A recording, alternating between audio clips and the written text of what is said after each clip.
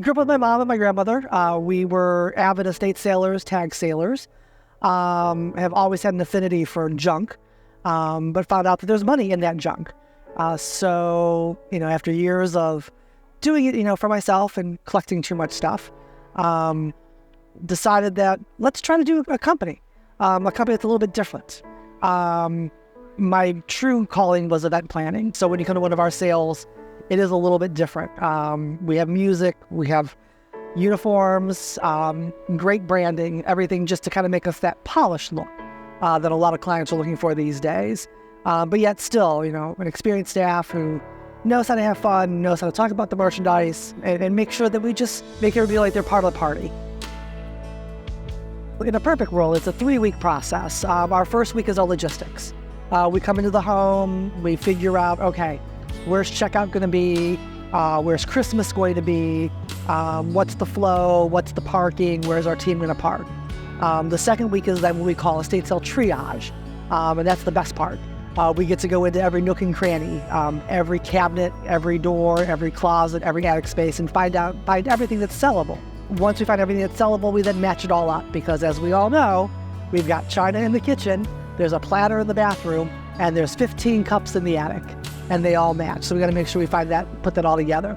We then wash everything, present it as if it was a boutique store, making sure the house is maintained the way it was. Then at the end of that second week, we do photos.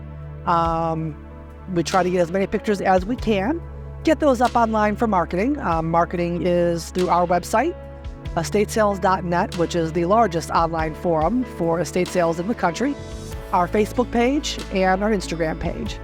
And then the final week is pricing. During pricing, we look at national retailers such as Etsy, Cherish, First Dibs. Not that we can ever get those prices here in the Triad, but it gives us an idea of what we have and what's currently on trend. We look at what our current sales are doing. Did we sell 1 million Tom Clark gnomes last week? Why did we do that? Do we need to raise the price? Once we have priced the house, we bring the clients back in and we walk through and we discuss our pricing. Let them give us the input and the feedback that they want. We'll explain why we've priced something the way it is, but we want to know, is there something we missed, something we didn't know that may affect that price?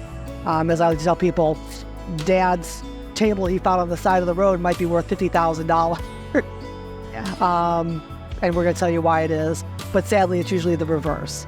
It's the antiques that we grew up with. Those are not selling. It's the everyday items now.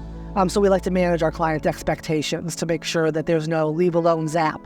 At the end of the sale, go, well, I don't know why my great-grandmother's corner china cabinet never sold. And then the sale. We still do 2-day sales, Saturdays and Sundays. We're old school that way.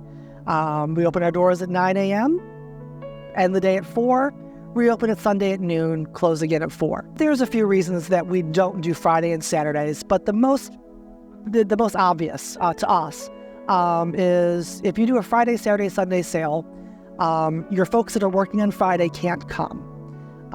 They then assume that everything they wanted or all the good stuff is gone, so they skip you Saturday and come Sunday for the discount. They said, they'll figure, well, I'll take my chances. It's losing money for the client and for us. So those 2-day sales work really well for us. As I may have mentioned, we use the Square point of sale system so we can track what our sales do. I love technology. I think, statistics are a great way to improve your company, to give you that behind the scenes feedback. What we have found is out of our database of 5,000 email recipients, we have a 62% open ratio, which means, over half of our shoppers are opening our emails. Online visits to our sales in the Triad, the average is 8,000 to 10,000 views. We're pushing 10 to 20. Typically it's 15 to 20, but it's dropped off recently. And that's probably because of back to school currently. Square, another great tool of ours.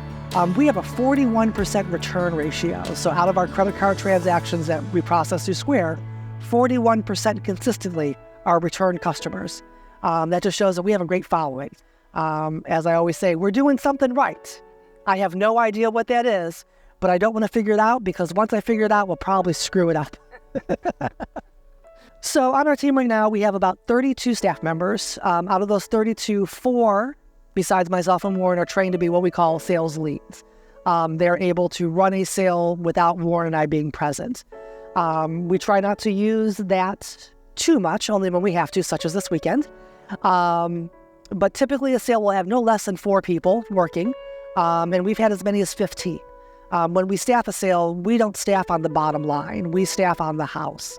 One thing that we learned a long time ago in this industry is you worry about all the above the line stuff. Customer interaction, client interaction. You do it right, the bottom line happens. If you start managing your sales by your bottom line, you're really going to hurt yourself. We've been a company for 2.5 years. Our 100th sale is next weekend, and we are thrilled about that. And we have 22 on the books between now and the end of the year. So we're hoping we hit 150 by the end of this year. But again, I don't know what we're doing right, but it's working. Well, keep doing it. You're doing a great job. Well, thank you so much, Karen.